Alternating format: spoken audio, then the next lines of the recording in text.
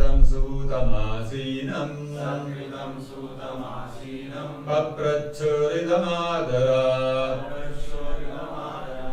Translation and purport by His Divine Grace Srila Prabhupada. Translation. One day, after finishing their morning duties by burning a sacrificial fire and offering a seed of esteem to Srila Sutta Goswami, the great sages made inquiries with great respect about the following matters. Can you repeat? One day, after finishing their morning duties by burning a sacrificial fire and offering a seed of esteem to Srila Sutta Goswami, the great sages made inquiries with great respect about the following matters. Purport by Srila Prabhupada. Morning is the best time to hold spiritual services. The great sages offered the speaker of the Bhagavatam an elevated seat of respect called the Vyasasana, or the seat of Sri Vyasadeva. Sri Vyasadeva is the original spiritual preceptor for all men, and all other preceptors are considered to be his representatives. A representative is one who can exactly present the viewpoint of Sri Vyasadeva. Sri Vyasadeva impregnated the message of Bhagavatam unto Srila Sukadeva Goswami, and Sri Sutta Goswami heard it from him, Sri Sukadeva Goswami. All bona fide representatives of Sri Vyasadeva in the chain of disciplic succession are to be understood to be Goswamis. These Goswamis restrain all their senses and they stick to the path made by the previous Acharyas. The Goswamis do not deliver lectures on the Bhagavatam capriciously. Rather, they execute their services most carefully, following their predecessors who delivered the spiritual message unbroken to them. Those who listen to the Bhagavatam may put questions to the speaker in order to elicit the clear meaning, but this should not be done in a challenging spirit. One must submit questions with a great regard for the speaker and the subject matter. This is also the way recommended in Bhagavad Gita. One must learn the transcendental subject by submissive oral reception from the right sources. Therefore, these sages address the speaker Sutta Goswami with great respect. Thus ends the Bhaktivedanta purport.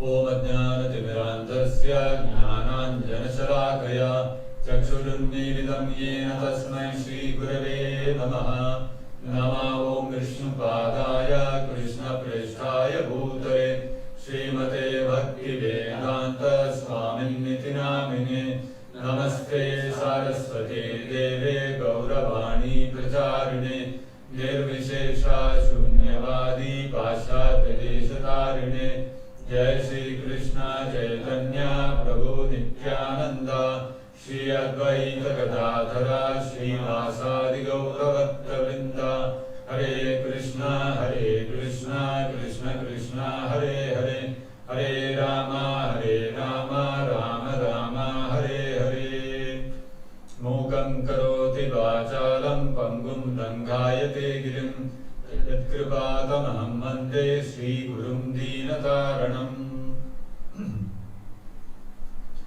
So here we are seeing that the sages have assembled in Naimisharanya to conduct a sacrifice and to hold discussions on the Srimad Bhagavatam for the welfare of the entire human society.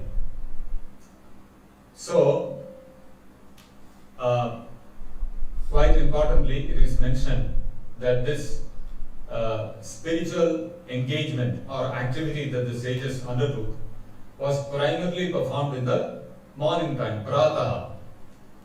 They did not start their activity 10 o'clock in the night.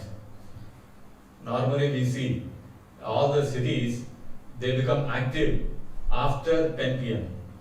They call it the nightlife. You see all lights come on, all the music starts, the cars and bikes start zipping around. That's when people become active. But then, when it comes to spirituality, spirituality is best executed in the morning, especially at the time of Brahma Muhurta, which starts 1.5 hours before sunrise. So, all the sages assembled in Naimisharanya, after performing their morning sacrifices, they gave a seat to Suta Goswami and the Vyasasan, and they started the discussion. So the scene is very much similar to what we are seeing here today. All of you are sitting here, finish your morning duties, finish the morning sacrifice of chanting Hare Krishna Mahamantra, and now all of us are sitting and discussing Srimad Bhagavatam. So all of you are sages. Okay, so all munis are sitting here. So, in this material world, we are all souls who are occupying, who have been given a material body to occupy. So as Krishna says in the Bhagavad Gita, Krishna uses two words, Deha and Dehi. Deha or Sharira means this body, and Dehi or Sharirinaha means the person who is occupying the body. So we are all occupiers of the body. So the spirit soul or Atma is completely different from the material body. As we all know, the characteristics of matter is different, the characteristics of Atma is different. The matter or this material body is destructible, it gets destroyed over a period of time. It undergoes Kshaya. Kshaya means over a period of time, slowly it starts degrading and finally it gets destroyed.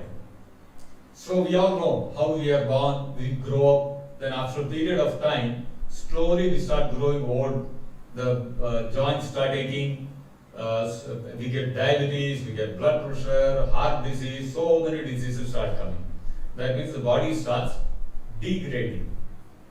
You take any machine you take, any car you take, any bike you take, that will also, you will see, undergo the same process.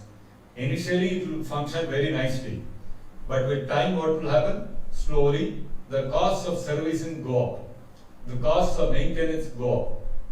That's why after some time, when the maintenance costs become too high, the people sell off their cars or bikes or whatever. Unfortunately, when the maintenance cost of this body goes up, we cannot give it up and buy another one. We continue to remain attached to this body. So, the matter and spirit, whereas the spirit or the soul is eternal. It does not undergo Kshaya. And as we all know, the Atma is cognizant. The Atma is aware, has knowledge, has emotions, has feelings. Whereas dead matter, like a piece of metal like this, cannot possess any of these things. It cannot possess desires, it cannot possess feelings, there is no cognizance.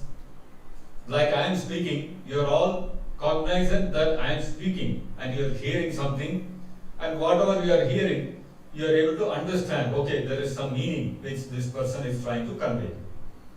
And I am speaking through this mic. Now this mic is not, even though the mic is transmitting my voice, the mic is not becoming self-realized by hearing the Bhagavatam which I am speaking. Isn't it? The mic, poor thing, it has no cognizing ability. It cannot understand what I am speaking. Its only function is whatever sound I am vibrating, it will transmit to the amplifier. The amplifier will amplify the sound, and the mics will project that sound in an amplified fashion, in a louder fashion, which everyone can hear. But by doing all this, neither the mic nor the amplifier nor the speakers are all becoming, they are all not gaining knowledge. Oh, acha, we are not the body, we are spirit, soul. No understanding, because it has no life, there is no soul. So, the Atma is a completely different characteristics, qualities, whereas matter has completely different characteristics. Atma is full of Sat, Chit and Ananda. Existence, knowledge and blissfulness. Whereas matter is Achit and it is Asat and it is Nirananda. Matter is not eternal. Matter cannot possess knowledge. Just like I mentioned, this mic cannot possess knowledge, even though I speak to how many hours I speak also, this mic cannot gain knowledge. So matter never possesses knowledge and matter cannot enjoy. So these characteristics of existence, knowledge and blissfulness belong to the Atma or the soul. Now the Atma and soul are completely different objects. They have different characteristics. And so therefore the Atma and the soul or the Atma and matter cannot mix together. So when the soul is put inside a body, now for the Atma to be able to interact with the material world outside, how is it possible? Because the Atma is a completely different object, the matter is a completely different object. Both are like oil and water. If you put oil into water, will it mix? It will not mix, it is immiscible. Oil is immiscible in water, it will not mix. If you put salt or sugar into water and mix, it will dissolve. You will not be able to see it. Whereas oil, if you pour into water, you can see the droplets of oil as it is floating in the water, no matter how much you mix it. Similarly, the Atma cannot merge with the matter. Atma cannot directly interact with matter. So therefore, the interface between matter and Atma is the consciousness.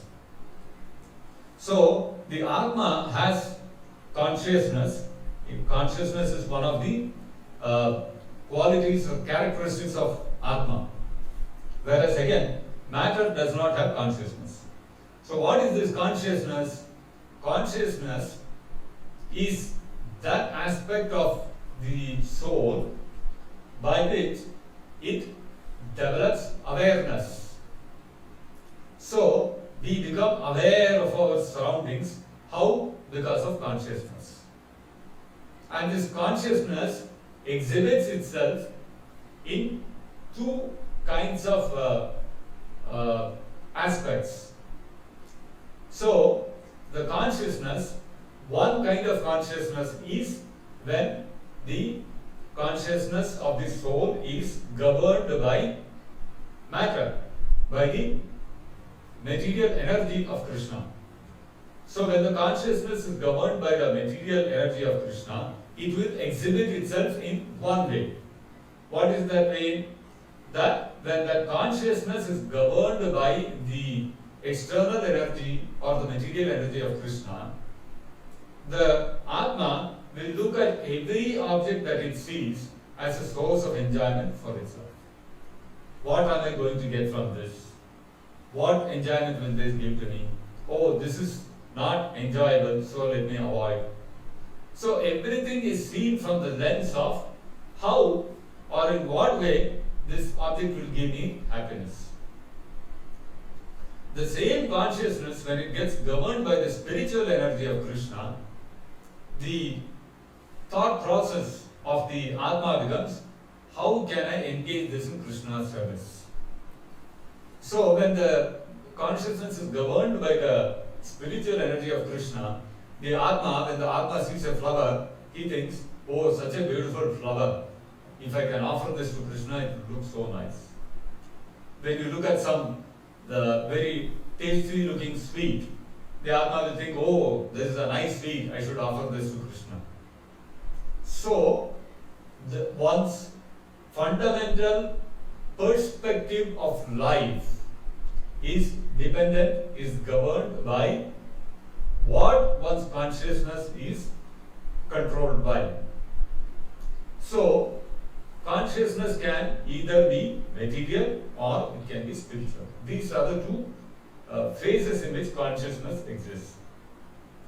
And consciousness, as I mentioned, the function of consciousness is to give awareness to the soul. So now for this consciousness to give awareness to the soul about the material world, it cannot directly interact with the material world.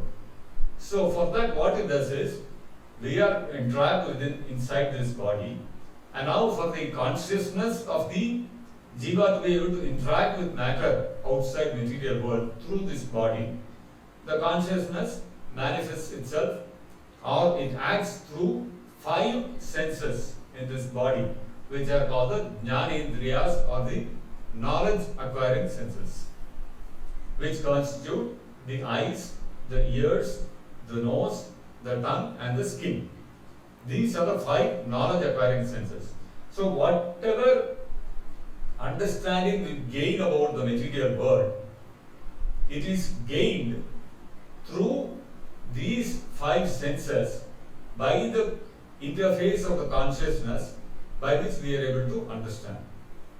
So that is why in a living person, when we look at some object, we can understand what the object is by looking at its form. Whereas a dead body, even though the eyes may be there and the light falling on the object is reflecting into the eyes, the lens in the eye, the cornea is there, and the light gets focused on the retina, all these things may still happen. But that awareness or the understanding that this object is what the object is does not exist in a dead body. Why? Because consciousness is not there to translate that falling of the light on the retina into an understanding or awareness of what that object is.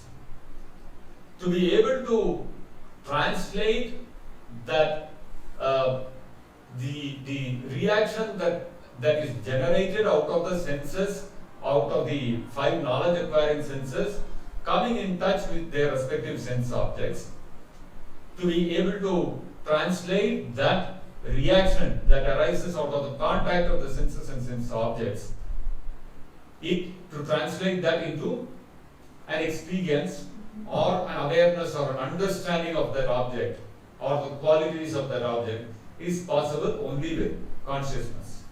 If consciousness is not there, that understanding or that awareness or an identification of that object cannot happen. So, through our consciousness, when the 5 knowledge acquiring senses come in touch with their respective sense objects, we are able to gain knowledge about the material world around us.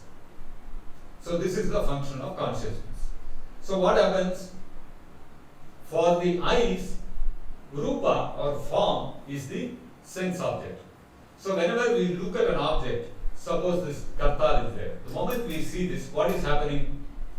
We see our eyes see the form of this.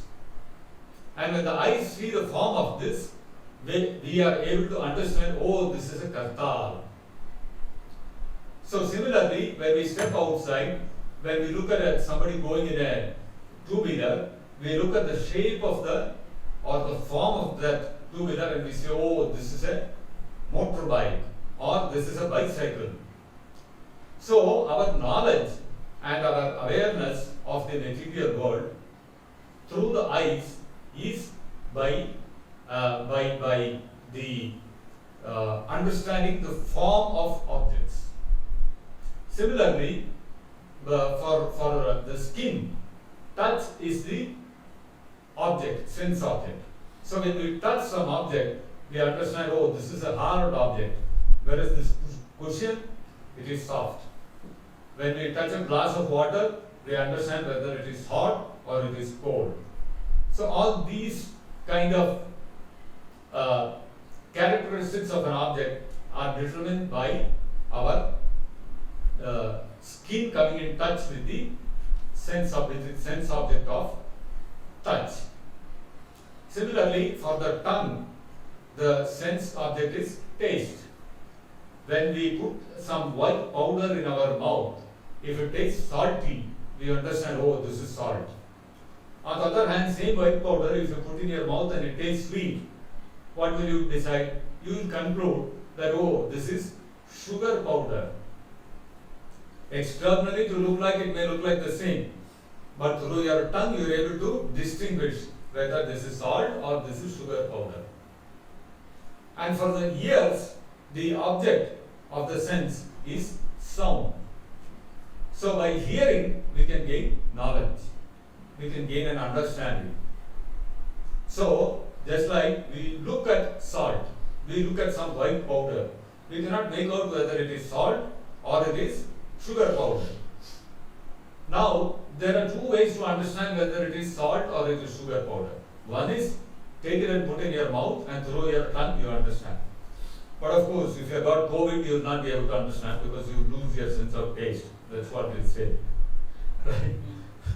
So, in such a case, what do? You have to ask someone. Somebody brought that powder and kept, and he knows what it is, and he tells you, "Arey, this is salt." So, without tasting it also, you can understand that this powder is salt by asking someone who knows what it is. So, we can gain knowledge and understanding about this material world either through our senses, or we can understand by hearing also. Just like, suppose you are walking in a park and you want to sit down on a bench. When you are about to sit down, somebody comes in and says, "Hey, don't sit down, it's just been painted now. If you sit on it, your clothes will get spoiled." So, you can either listen to that fellow or put your hand and wipe it and see and spoil your hand. Right? So, you can gain knowledge by hearing from the right source also. Only that the source from which you are receiving the knowledge, it has to be an authorized source. So, for the ears, the sense object is sound. Now, interestingly, the soul, we are engaged within this body, and because of the engagement within this body, we are subject to repeated birth and death, as well as within this birth, we have to undergo so many distresses.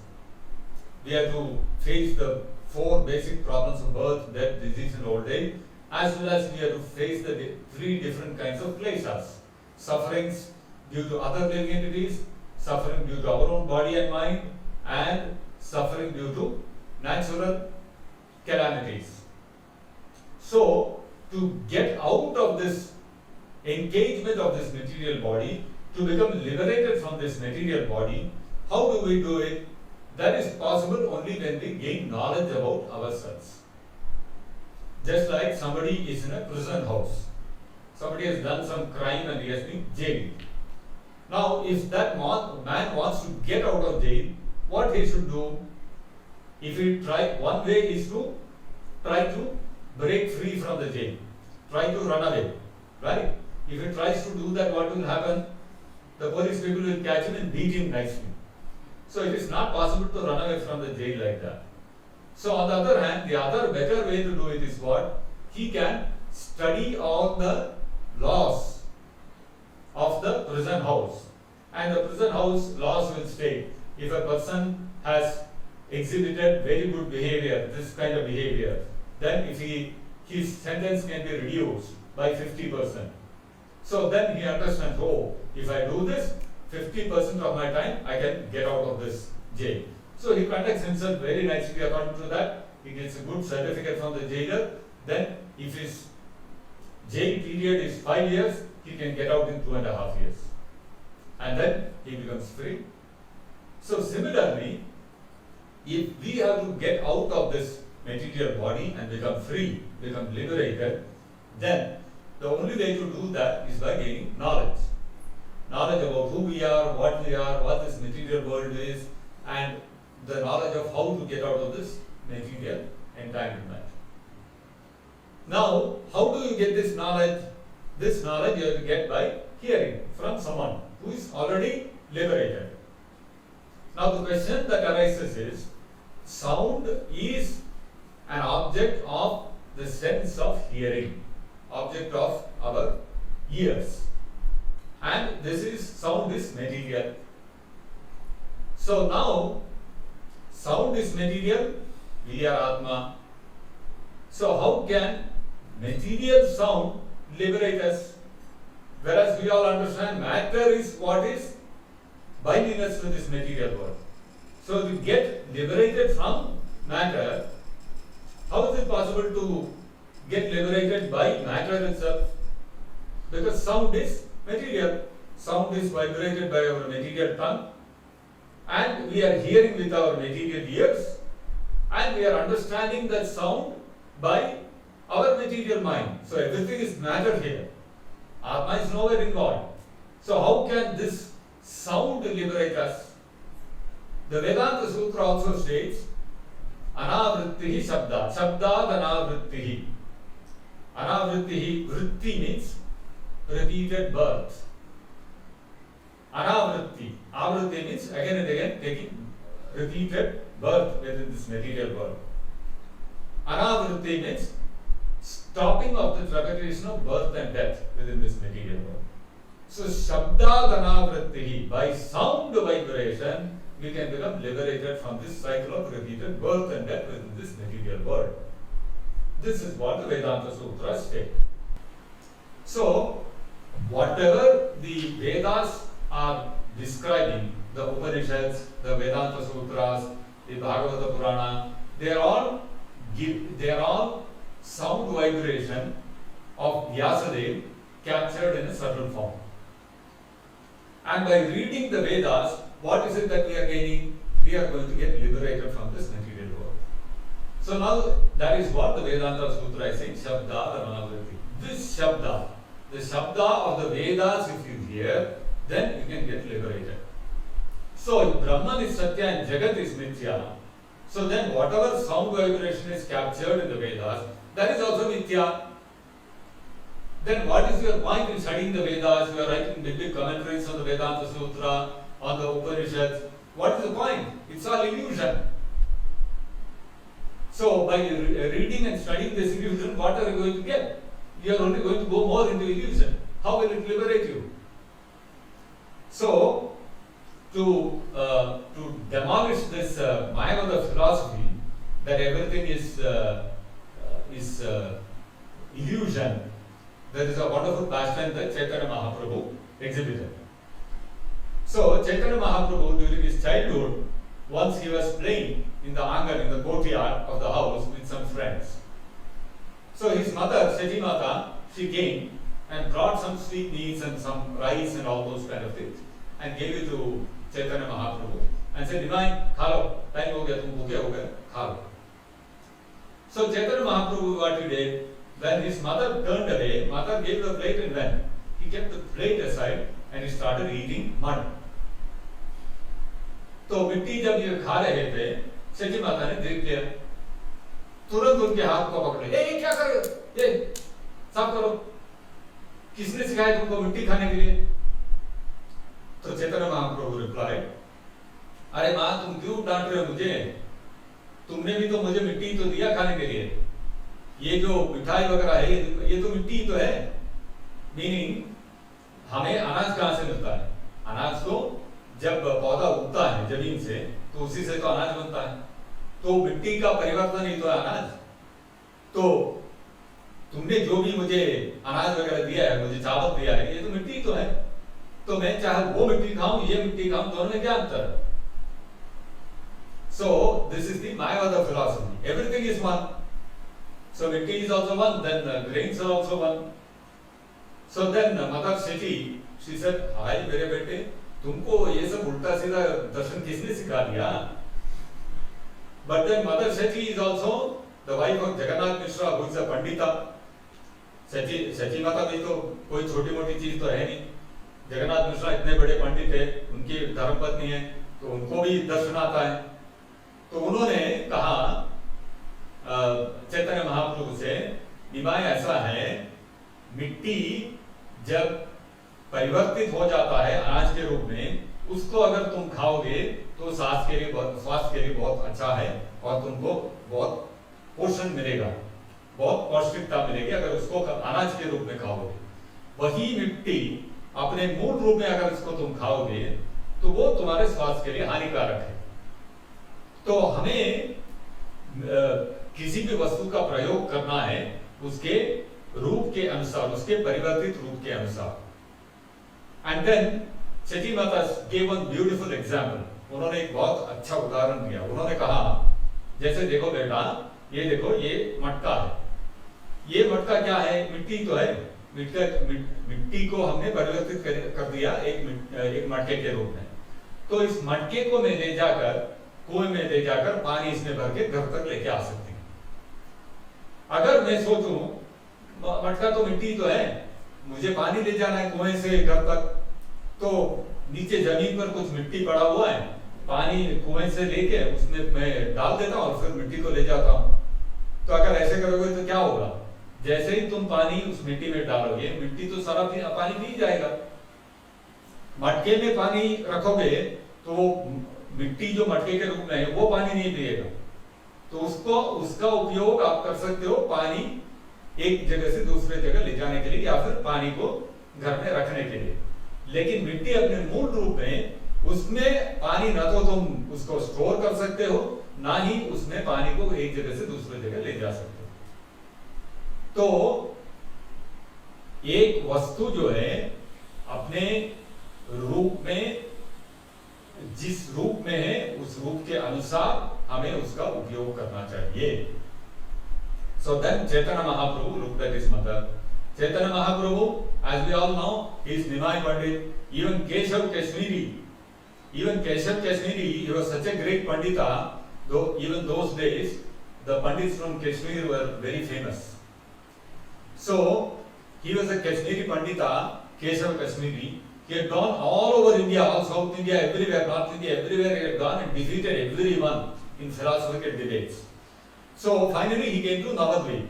When he came to Navadvip, the news spread like this: Keshav Kashmiri has come and is going to challenge everyone to debate. तो वहाँ के जितने भी पंडित लोग थे, सब लोग क्या कहे? अरे मुझे तो किसी शादी का न्योता है, मैं तो बाहर जा रहा हूँ, मुझे इसका न्योता है, मैं बाहर जा रहा हूँ। सब सब इधर उधर सब भागे, वो उसके सामने कौन झुकेगा? फिर बाकी बचे कुचे जो लोग थे उन्होंने मिलकर एक मीटिंग करी।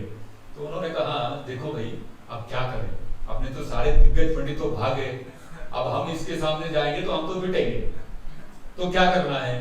तो कुछ कई देर तक अपने दिमाग को घुमाए। फिर उन्होंने सोचा देखो ऐसा करते हैं, अपने गांव में निमाय पंडित तो है, अच्छा अच्छा खासा उसको ज्ञान तो है, उसको केशव कश्मीरी के सामने खड़ा कर देते हैं। दो चीजें हो सकती हैं, एक तो निमाय पंडित हार जाएगा। अगर निमाय पंडित हार जाएगा तो हम बोल देंगे अरे वो तो बच्चा था, अभी तो हम बाकी हैं, हमारे साथ डिबेट करो, तो हमें एक और मौका मिल जाएगा। हमें ये भी देखने को मिलेगा कि केशव कश्मीरी कैसे डिबेट करता है, तो हम भी थोड़ा अपना प्रिपरेशन कर लेंगे। और दूसरा चांस ये भी है कि हो सकता है कि निमाय पंडित उसको हरा दे। अगर निमाय पंडित हरा दिया तो हम सब जगह बोल सकते हैं देखो हमारे गांव का बच्चा जो स्कूल में जो पढ़ता था उसने दिग्गज पंडित को हरा दिया, तो हम पंडितों के बात ही अलग है। तो हमारी गरिमा जो है, हमारा जो लोगों के बीच में हमारे प्रति जो उनकी हमारे बारे में सम्मान और प्रतिष्ठा जो है बहुत बढ़ जाएगा। So like this they thought and put Nimai Pandit against Keshav Kashmiri. And we all know, simply just by a chance meeting on the bank of the Ganges, Nimai Pandit defeated Keshav Kashmiri so badly that he had to accept defeat. And Saraswati Devi herself came in his dream and told him, भैया ये निमाय पंडित कोई साधारण व्यक्ति नहीं है, ये तो हमारे स्वामी हैं, भगवान कृष्ण स्वयं हैं, तो जाके उनसे माफी मांगो और उनसे क्षमा मांगो और उनका शरण लो। So then Keshav Kashmiri came and surrendered to Nimai Pandit. So he's such a great Pandit, Chaitanya Mahaprabhu, and he's the supreme Lord. For him, any philosophy is not a big deal. Nobody can. His knowledge, we all know the Bhagavad Gita we read even today. 5,000 years later, after Krishna spoke the Bhagavad Gita, even today we read, and big scholars find it difficult to understand what Krishna is saying. So such is Krishna's wisdom. And Krishna is Ajita. Nobody can conquer him. Nobody can conquer him in a physical fight. Nobody can conquer him in a war. Nobody can conquer him in a game. Nobody can conquer him in logic. Nobody can conquer him in a debate.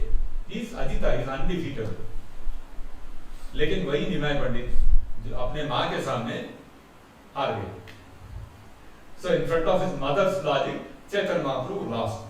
Then Chaitanya Mahaprabhu said, हाँ माँ आपने जो कहा है मैं मानता हूँ कि सही है, मैंने गलत किया, आज से मैं मिट्टी नहीं खाऊंगा. So Chaitanya Mahaprabhu was defeated by his mother. And his mother, with this very simple, small example, she defeated the entire Mayavada philosophy. Because what she said was, the sound, the meaning of what she said was actually the sound vibration, what we generate, it may be material. But then, when we generate the same, with the same tongue and with the same ears, we generate the sound and we hear the sound of the Vedas, then it starts acting differently. Material sound vibration acts to bind us. Just like you pour water on just the ground, it will absorb all the water. That is how it works. So like that, any material sound you start hearing, it will bind you. Now, the earth if you take and make a nice pot out of it, and then pour water into it, it will hold the water, it will function differently. It will not absorb the water. Similarly, instead of hearing material sound, if you hear the sound of the Vedas, they can liberate you. Why? Because it is not illusion. It is not everything is one. Sarvam Khalvidam Brahma. Everything is Brahman. Everything is Brahman. Yes, but everything are the energies of Brahman, and there are varieties of energies. So, material sound vibration belongs to the category of material energy, whereas the sound vibration of the Vedas, they belong to the category of spiritual energy. And so therefore, even though it appears like material sound, this sound of the Vedas can liberate us. And that is why we all chant the verses of the Srimad Bhagavatam. Although we cannot understand head or tail of what we are chanting, something we are chanting looks nice to hear, we chant. So, but then it is spiritual sound vibration. Whether we understand the meaning or not, it will still act spiritually and it will liberate us. If we understand the meaning of the words which we are chanting, then it will act more effectively. If you don't understand, it will still act and it will liberate us from this material world, from this entanglement of this material body. So, we have to use our consciousness and always try to hear spiritual sound vibration by which we can become liberated from this material world. And that is why you see all the sages have assembled in Naimisharanya, and they are engaging in hearing transcendental sound vibration. So they are not engaging in hearing, okay, let us all sit down and today discuss how much the Sensex has gone up, how much it has gone down, who has become what is going to happen in the next year's election, will Modi become the Prime Minister again next time. They are not discussing all those things. They are discussing Srimad Bhagavatam. Why? Because they know, even though it may sound like ordinary sound vibration, this sound is completely different. It can liberate us from this material world. And the interesting thing, what it is mentioned here is, how the sages heard. The sages from amongst themselves, they Satkritam Sutamasvinam, they selected Suta Goswami to hear from. Why? Because he had heard the Srimad Bhagavatam from Sukadeva Goswami. So he was a bona fide authorized person from whom they could hear Srimad Bhagavatam properly. And they had confidence that Suta Goswami, whatever he has heard from Sukadeva Goswami, he will transmit that without any changes, without any addition or deletion of his own, without any interpretation of his own. He will present the same knowledge, and therefore we can hear from him. And in hearing from him, in wanting to hear from him, how did the sages treat him? Actually, amongst the sages, Shaunaka Rishi was the most senior. So all the sages got together and they said, Shaunaka Rishi, you are very senior. So you become our spokesperson. You ask all the questions on our behalf to Suta Goswami, and they selected Suta Goswami to speak. Why? Because he is a person who has heard directly from Shukadeva Goswami the Srimad Bhagavatam, and Shukadeva Goswami in turn heard it from Vyasadeva. So in the Guru Parampara, Suta Goswami was representing the Guru Parampara, and therefore the sages started asking him. They chose to ask him about questions about spiritual subject matter. And how did they treat him? Sudam Asinam Paprachur Idam Adarat. With great respect, they seated him, they gave him an elevated seat, and they started asking him questions. So actually, if you have to receive transcendental knowledge, material knowledge you can gain simply by reading some book, or nowadays books are out of fashion. You just Google something and start reading about it, Wikipedia, and then you gain knowledge about it, isn't it? So similar way, why don't you go to Wikipedia, open Bhagavad Gita and read it and understand? You cannot understand. Because the process for understanding spiritual knowledge is that the spiritual knowledge has to be revealed in your heart by someone who possesses that knowledge. That is why the Vedas are called revealed scriptures. You cannot understand the Vedas by your intelligence and by your knowledge of the language. So, as per the Upanishads, what it says, Na medhayana bahuna shrutena. It is not possible to understand about Krishna, the supreme absolute truth, by our intelligence, medhaya, by our medas, by our big brain substance we have. With that we cannot understand. Oh, my IQ is 250. I can understand anything. Not a big deal. Let me take the Bhagavad Gita and read. No sir, you will not understand ABCD of Bhagavad Gita. On the other hand, an illiterate person can understand the Bhagavad Gita if he has undergone the process. Na Shrutena, Bahuna Shrutena. I will read all the scriptures, all the Upanishads, Vedanta Sutra, Puranas, Itihasas, everything I will read and I will understand. Not possible. Why? Because yama eva isha pranute tena labhyas. So, yam eva isha vipranute. To one who the Krishna reveals himself, only that person can understand. So either the spiritual master like Srila Prabhupada or Krishna himself has to reveal the knowledge within our heart. Otherwise we cannot understand. Even though it may be in front of our eyes, black and white, we are a big Sanskrit scholar, and I read it, still I cannot understand what is Krishna meaning when he is saying. So if you want the knowledge to be revealed in your heart, what you have to do? You have to approach the bona fide spiritual master and tadvidhi pranipatena. You have to surrender. Surrender means you have to offer respects. So unless you approach a person in knowledge respectfully, this knowledge will not be revealed in your heart. So Suta Goswami is not the spiritual master of all the sages. Understand?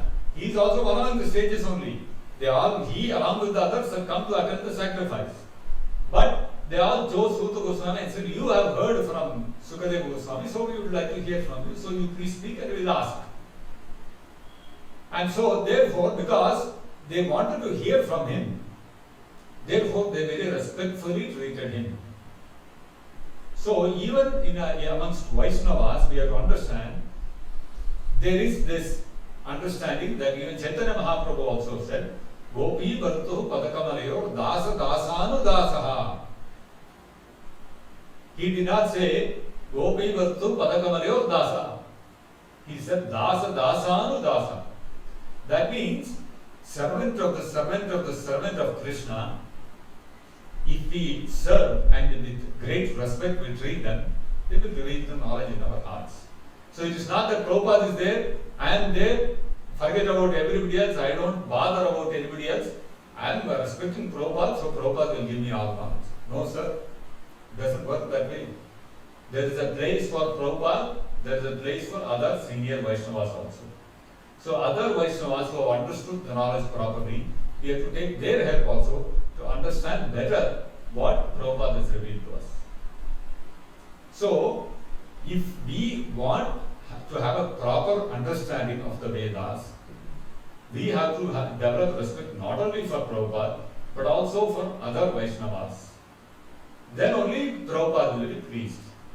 Then only Chaitanya Mahaprabhu will be pleased. This is our Vaishnava philosophy. Gopi Batu Padakamaleo Dasa Dasanu Dasa. What does that mean? That means I not only respect a pure devotee, I respect other Vaishnavas also, and I respectfully approach them and seek to understand the spiritual knowledge from them.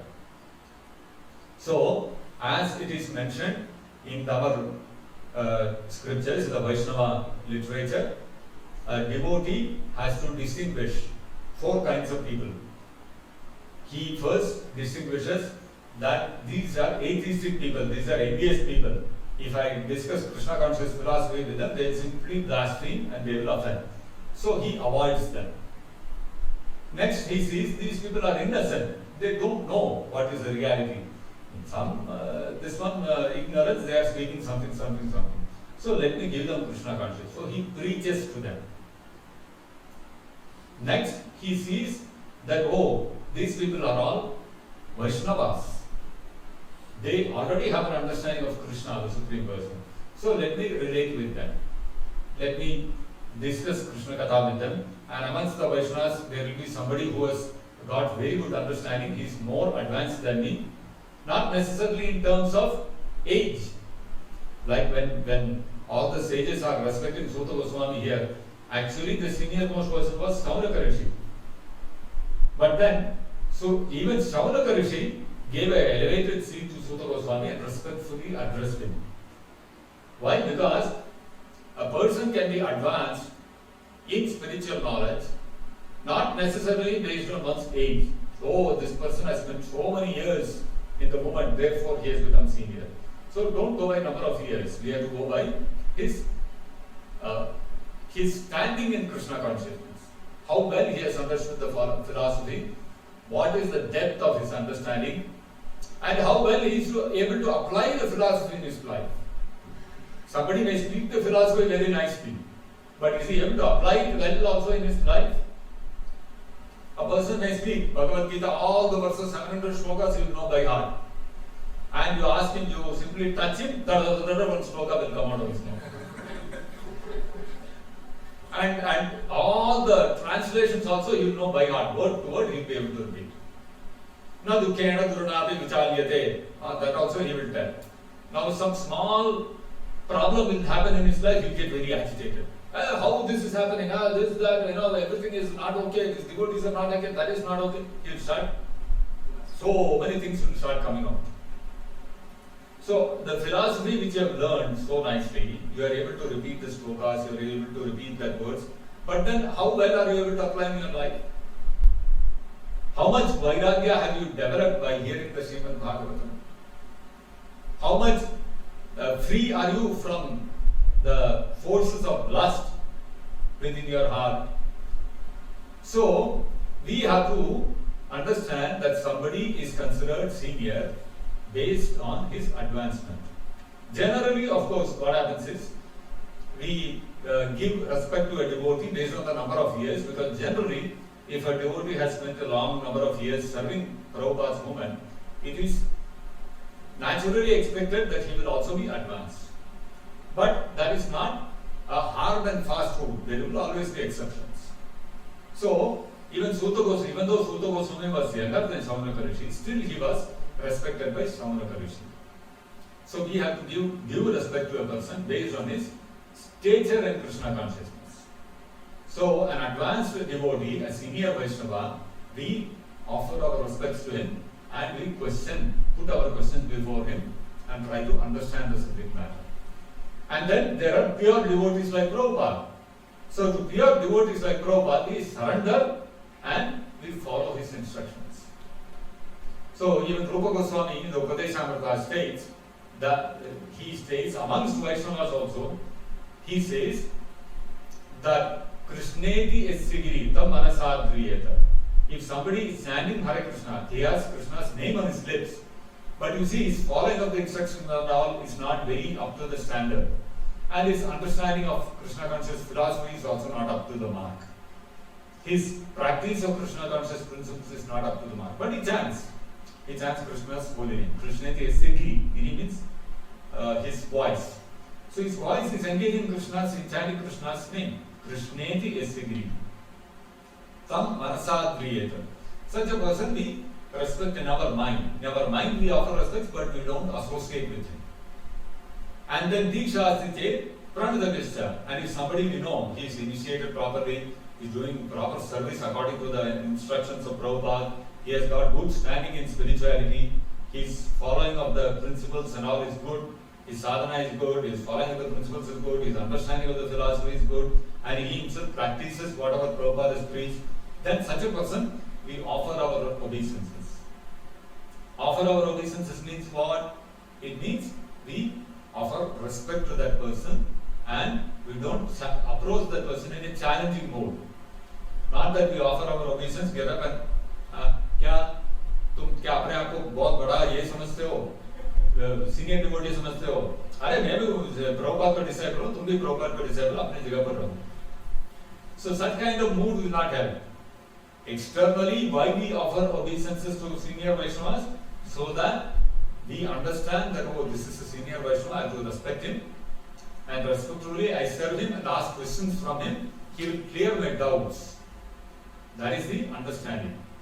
And Rupa Goswami says, somebody is a pure devotee, such a person one must serve with one full heart. That means we surrender ourselves to a pure devotee like Prabhupada. So this kind of gradation is there in Krishna consciousness and it works on a spiritual platform. So devotees should understand this principle and function with devotees accordingly. He should not become puffed up thinking, I am also devotee of Prabhupada, he is also devotee of Prabhupada. What's the big deal? No difference between us. I can question him, I can criticize him, I can tell whatever I want, I can criticize him. Why you are doing like this? Why don't you do like this? All those kind of criticism, when we do, then it becomes fault-finding tendency. So such an attitude if we have, then our understanding of Krishna consciousness will be very shallow. You will be able to still give the philosophy, quote Bhagavad Gita verses and tell you are not the body, your spirit, soul and all that. But in its application and in-depth understanding of Prabhupada's words will not develop to that extent unless you have respect for other Vaishnavas also. So this is very important. And therefore, we have to be very careful in our dealings with other Vaishnavas because there is something known as Maryada which is applicable to all Vaishnavas. We are very careful in our dealings with other Vaishnavas. So, these are examples given in the Bhagavatam, practical examples. Vedanta Sutra deals with philosophy only. Bhagavatam deals with practical examples of how to practice that philosophy. Chaitanya Mahaprabhu gave the philosophy, Gopi Vartu Padakamalayam Dasa Dasa Dasa. Now how to practice it? The example is given by the Munis in Naimisharanya. So it is not something new. From ages together, this is the way spiritual knowledge was approached. So we have to understand these things and we have to formulate, we have to design our life around these kind of spiritual principles by which we can develop our Krishna consciousness very nicely.